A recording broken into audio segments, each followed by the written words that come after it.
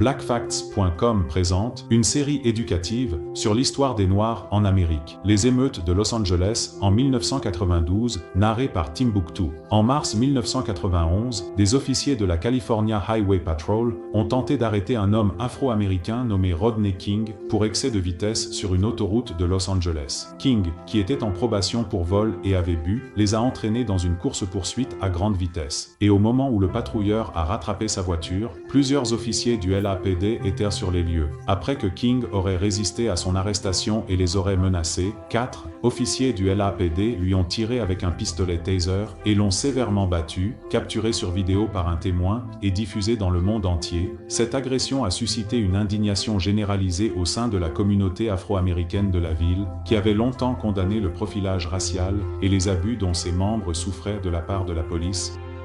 Beaucoup ont exigé le licenciement du chef de police impopulaire de Los Angeles, Daryl Gates, et que les 4 officiers soient traduits en justice pour leur usage de la force excessive.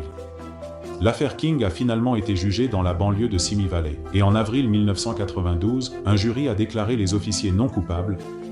La colère suscitée par le verdict a déclenché les 4 jours des émeutes de Los Angeles, commençant dans le quartier majoritairement noir de South Central.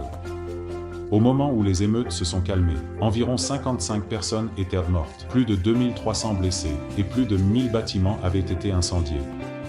Les autorités ont ensuite estimé les dommages totaux à environ $1 milliard.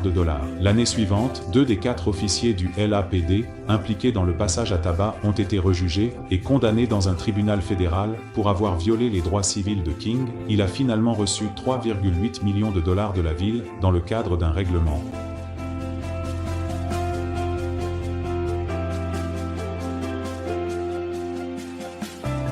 Pour en savoir plus sur l'histoire des Noirs, visitez www.blackfacts.com.